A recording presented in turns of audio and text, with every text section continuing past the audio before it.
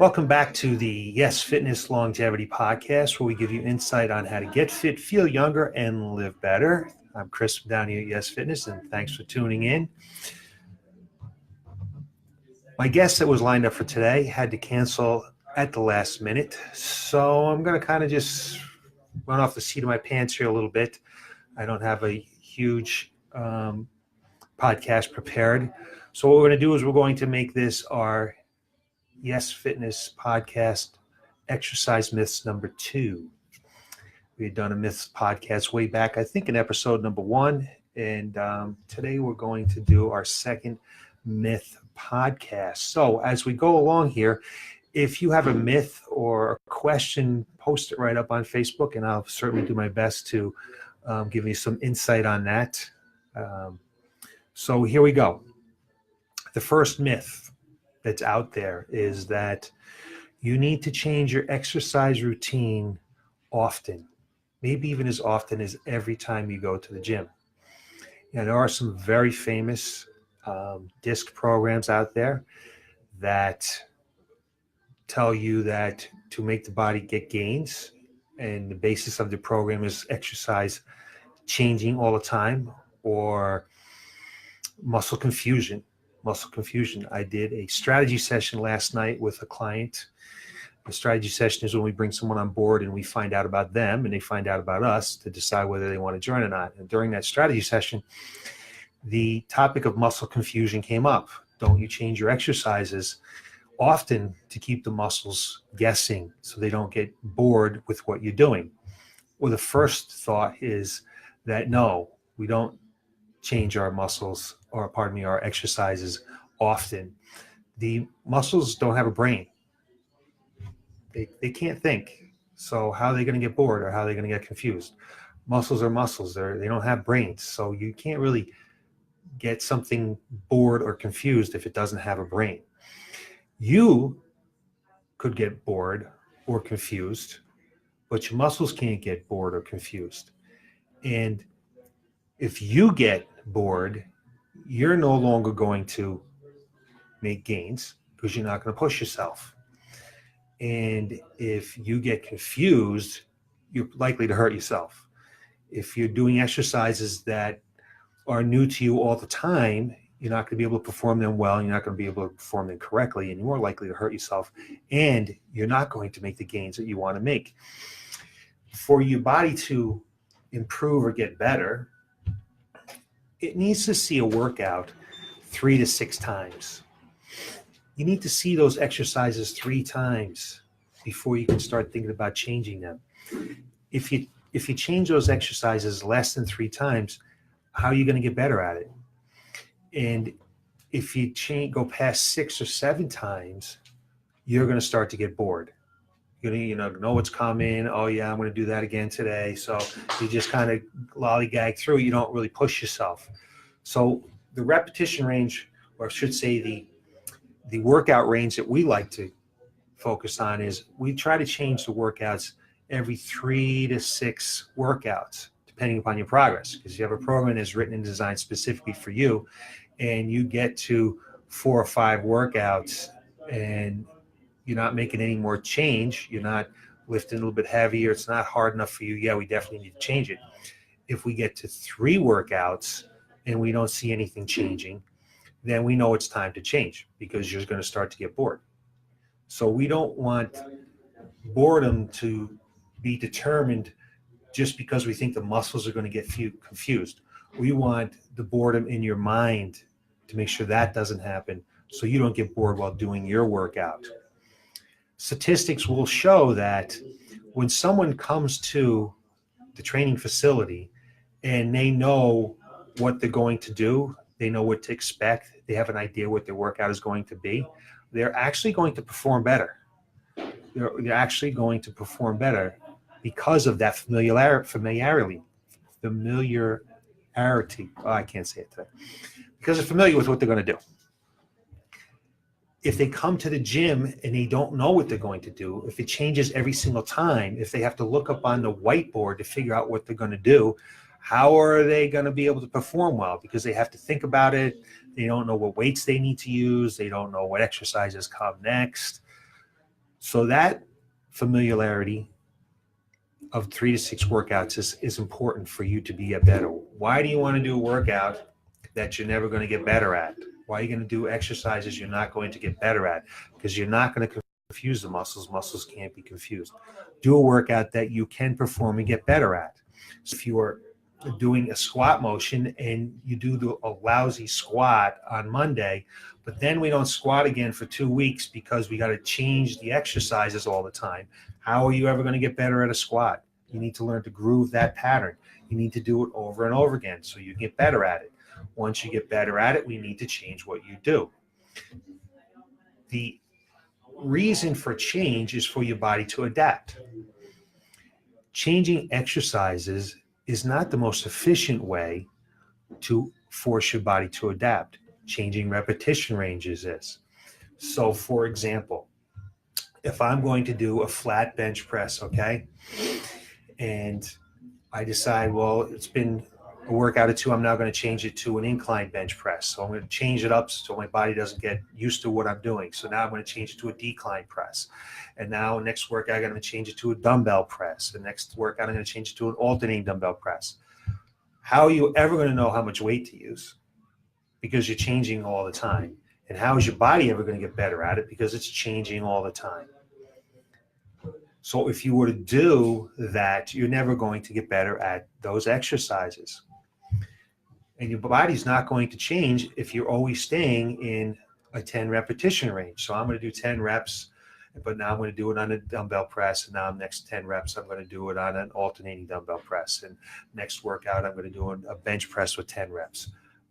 Again, your body's not going to change or adapt. The best thing to change your body is to change repetition range. You'd be much better off if you were doing a dumbbell press for 3 to 6 workouts at, let's say, 12 repetitions, and you actually stayed with that dumbbell bench press for 3 to 6 workouts, but you made it heavier and only did 10 repetitions, did that for 3 to 6 workouts, and then you decided, you know what, I need to change again, so I'm going to continue to do my dumbbell bench press, except now I'm going to make it heavier and bring it down to 8 reps. That is going to force the body to get better and to change, rather than just randomly change. We'll make Joe do it. I'm back. We were cut off by Comcast with poor internet connection. It happens quite often out here in the sticks, but typically it happens when we have poor weather and it's beautiful out today. So we're not quite sure how we're going to merge this together and get this on the internet, but I'm going to pick up where I left off. And we were talking about varying our exercise programs daily rather than doing them in a make sense pattern of changing every 3 to 6 workouts. So another point to that is, as much as you don't want to change all the time, you don't want to continue to do the same thing all the time. You know, that person that goes down into his basement, he's been doing the same workout for the last decade or 2 decades. How can he possibly be making change if he's doing the same thing over and over and over and over again? That would be like reading at the 5th grade level over and over and over again, never trying to get better and read at the 6th grade level or the 7th grade level. So that is an issue right there. So you do need to change. You just don't need to change every single workout. That's not the most efficient way to do it. Plus, like I was saying a minute ago, if you're changing constantly, how can you possibly know what weight to use? How can you know what weight you used 3 weeks ago on the dumbbell press? Maybe you can remember that. Maybe you can't, but I know it would be very difficult for me as a coach to know my clients or even myself if you're not tracking it. So it's very important to track your workouts so you can see this progress. So you can see that I've been doing this now for a few workouts and I'm able to do my full repetition range. I need to make it a little bit harder. I need to add some weight. So you know what? I can't add any more weight. Maybe this is the time. This is when I need to decide to change the workout because I've done this 3 or 4 times, 5, maybe 6 times. So that is exercise myth number 1. You do not and should not vary your resistance training program every single time you go to the gym. Maybe not even your metabolic workouts either. Let yourself get a little bit used to it. You'll be able to perform better. You'll see better results by doing that. The next myth is lifting heavy weights is going to bulk my body up like a bodybuilder, especially for women. This is just a straight up myth. It's been out there for a long time. We don't quite hear it as often as we used to hear it, but we still come through the door, have people come through the door and say, I don't want to lift heavy. I don't want to lift a lot of weight. It's going to make me big. It's going to make me bulky. And that's not what I want. I want to get toned. Certainly you want to get toned. I can understand that. But females generally do not have the hormones to get big and bulky. They're not going to build the muscle mass that a man can build because they just don't have the testosterone.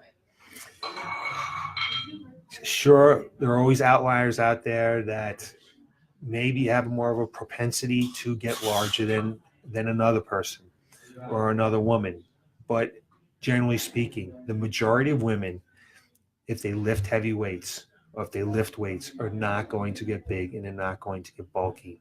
They're not going to build enough muscle mass that's going to truly make them look round-shouldered or big biceps or things like that. You can get a more defined look by decreasing some fat, by getting some fat off your body, but that's a subject for another time. We're just generally talking about that really bigger, bulkier looking woman. If you do see that, like you might see some of that if you see things like the CrossFit Games or that type of woman that's big and round and bulky. Well, there might be a couple of things that went on there. Number one, they may have injected themselves or taken some supplements that help them to get that large, because it's not generally going to happen. Two, they have been working hard at the gym day in and day out. That's their job. Or let's say for a fitness model or a bodybuilding model, that's their job. That's what they go to the gym for. They have programs written specifically to do that. They lift a lot, often, and they have a specific diet, and they do it for years to be able to look the way they look. If you're a female, and even if you're not over 40, but if you're over 40, which is generally what we coach people that are over 40 years old, and you lift some heavy weights, and the program is written correctly for you, you are not going to get big and bulky. What's going to happen is you're going to build some muscle mass, enough muscle mass to help you trim down and get smaller, actually, and get some fat off of your body. I'm just looking at my notes. Remember, I told you that we kind of did this off the cuff since our guest wasn't able to make it here today. And to think about what it takes to become big and bulky, you need to have a very specific program written for you that you need to follow over a long period of time for that to have a possibility of occurring. And if you do end up in a coaching center and they want you to lift heavy weights and you're scared that you're going to get bigger, take a measurement. Take a measurement about your biceps or about your hips, or a point where you know you can duplicate it again the next time and see what happens. Because I'll pretty much guarantee you that you're not going to get larger. You're going to get smaller by lifting those heavier weights. Many times, especially with social media now, we'll see pictures of women very bulky or very cut or very shaped, whether it's on Instagram or Facebook, or you might see it on TV or in a magazine. Probably in a magazine has been doctored with. If it's on the internet, the person probably does this for a living, and they've peaked at a point where this is how they look when everything is taken care of, everything they're getting ready for, maybe a pageant or something like that. And they take a bunch of pictures, and those are the pictures that they use and you see all year long. But when you see them off of the internet, or maybe not in a magazine or in pictures, and you see how they generally walk around, you'll see that they're probably deflated, that they're not as cut, they're not as buff, they're not as round as they are in these pictures, because they've done specific things to get to that point. So don't think that lifting heavy weights is going to make you big and bulky, because it's not going to make you big and bulky. If you're doing a bodybuilding program, if you're doing a lot of isolated work, if you're doing a real muscle building program, maybe possibly that could happen to you. But I know that if you're working out at our facility, we mostly train movement patterns. We don't train we don't train specific muscles. We train movement patterns. And if we train movement patterns, we're not going to get that same hypertrophy type effect that you might have if you're doing a lot of isolated work of just bicep curls or on a bicep machine, or tricep work or tricep machines, things like that, where it's just isolated on that specific muscle, trying to just get it pumped as best you can. If you're working at a facility where they do programs that are based on movement patterns, it will help trim your body. It will help you get toned. It'll help you lose fat. It's also going to keep things in proportion, and it'll help you look trimmer, smaller, and better. So I'm going to move on to myth number 3, which this comes up often in our coaching sessions, especially in the beginning of our coaching sessions when someone first comes on board with us, or if someone is part of our strategy sessions. And they always inquire about sit-ups. Am I going to have to do a lot of sit-ups? Are you going to make me do sit-ups? And I tell them we never do sit-ups. We don't do any sit-ups at our facility. Sit-ups are, first of all, inefficient. And second, they're not good for your back, your lumbar spine. So the first thing to think about is that the rectus femoris, the rectus abdominis, right down here in the center of your body, your abs, what people think are your abs. Those muscles are not designed to get larger like other flexion muscles, your biceps or the back or your hamstrings. When those get worked, they pop up a little bit. But that's not how abs work. It's not the type of muscle it is. Those muscles are designed to firm and stabilize, not really hypertrophy out. The six-pack is not because his abdominal muscles got bigger. It's more likely because they took the fat off of the body and they got that lean. We all have a six-pack. It's just the package that we have over it. So the way that the core is designed to work is designed to stabilize. And it's not just your abs. It's your whole pelvis region. That is your core. And think about if you do a lot of sit-ups. People say, oh, I do sit-ups, it bothers my back. Because it's not good for your back. Famed back researcher Stuart McGill, he'll tell us that sit-ups actually are no good for your back. Design is not designed to go under what we call flexion, or that rounding of the back under load continuously over and over and over again. It actually will damage your back. So we never do sit-ups. We never do crunches. We don't do any work like that. We do work to anti-rotate, anti-move, to stabilize, whether it's anti-extension or flexion. If you think of your core as like a cylinder or a can, or better yet, I heard this the other day from my buddy Joe out in Erie Fitness, Pennsylvania, Erie Fitness Two Guns training system. He had a great analogy that I saw the other day, that if you think of your spine as a slinky, so if you take a slinky and it's sitting as a cylinder, it's very strong, okay? But as soon as you start to lengthen that slinky out, okay, and it opens up, that's exactly what happens to your spine. Your spine opens up and it's no longer strong because of that space. So we want to develop the strength in a fashion straight like a cylinder, like a slinky. If you do a lot of sit-ups and you make the front of the slinky stronger than the back of the slinky, or the front of a cylinder or can stronger than the back of the cylinder, and you put a load on it, the back of the cylinder is going to break under load, whereas the front of the cylinder is going to stay up. Next thing you know, you have an issue. You have a back problem. You have an issue with your body. So you don't want to think about training the abs old school, training the abs in sit-ups. And You might go to a facility and whoever the instructor is, the trainer or the coach, is still doing sit-ups, sit-ups on the ball, sit-ups on the ground, whatever it might be, twisting motions. You should question that. You should question that coach.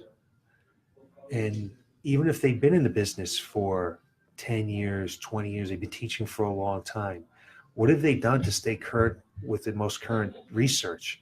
What have they done to find out what is best for your body now? Because if they're doing what they did 3 years ago, 5 years ago, 10 years ago, 20 years ago, you need to find yourself another coach because they're not staying current with the most research and they're not telling you what the best way is, the most efficient way to train your body to get results and not get hurt. So if I just talked about doing sit-ups, I don't want you going to the gym now and going doing a lot of back extension work. Because if you're doing Superman, where you're face down on the ground and you're lifting both arms and both legs, that's not good for your spine. So again, if a coach or a trainer is having you do that, you need to question that. You need to find out, hey, what have you been doing to stay on top of the industry? Because that just is not good for you. If you're doing scorpions, where you're laying on your stomach and throwing your leg back, that's not good for your back. So think of training it as a cylinder, as something that's going to stabilize, that's not going to allow your body to twist, not going to allow your body to flex forward or arch back. It allows your body to transfer power between your lower body and upper body and lower body. It's an anti-movement muscles. That's what they are. And our final one for the day is that something is better than nothing. Something is better than nothing. Now, this does come out of my mouth sometimes. I will say, hey, you know what? Let's just get something and it's better than doing nothing. That certainly is the case if you're doing the right thing. So if you're going to go to the gym and you don't have a lot of time, and typically when you get to the gym, your program calls for you to do 3 sets. You say, I just don't have a lot of time today. I really can only get 1 set in. Well, let's get 1 set in because something is better than nothing. If that program's been designed and written specifically for you. But something is not better than nothing if it's not a good program. Something is not better than nothing if it's not good, if it's going to hurt you. So it could be as simple as going on a treadmill and working out on the treadmill. Well, I did some treadmill work. Something is better than nothing. But what's your goal? If your goal is to lose fat and you just went on the treadmill and walked for 3 miles an hour, that necessarily is not going to do anything for you. If your goal was to just be healthy and you went and walked on the treadmill and you got your heart rate up a little bit, yeah, that is something is better than nothing. So you need to be very specific when you're saying is something better than nothing. We need to make sure that whatever you're doing is efficient, is something that you should be doing, and you're just doing a little bit less of it. Not just, well, I'm going to do something. Well, I'm going to go to the gym and I'm going to do the circuit today. And I've been going to the gym and doing that circuit for the last 5 years. And well, something is better than nothing. Just like the original tip we talked about today. It's not better than nothing. You're wasting your time. Probably not going to hurt yourself because you're probably not working that hard anymore. So something is not better than nothing. Going to the gym and working super hard because you need to get something in just to get something in, and you're going to injure yourself, something was not better than nothing. So if you're going to do something, make sure that it's planned, it's something you should be doing, and then something is better than nothing. And our final one, I had one more. So remember, something is not always better than nothing. Final one is that I need to get in shape before I come to the gym. I need to get in shape before I can join, which is a little weird to say that because what are you supposed to be doing when you go to the gym or when you're going to the coaching center? You're supposed to be going there to get in shape. You don't need to get in shape to come to our facility because we're going to design a program specific to you. We're going to write a program to your limitations, and we're going to base it upon what your goals are going to be. So we're here to help you get in shape. So you don't need to get in shape before you join here. But if you're heading off to a boot camp, or if you're heading off to some high-intensity workout or maybe CrossFit, you might think about getting in shape before you go there because it's going to be high intensity. It's going to be hard. They're going to push you real hard. And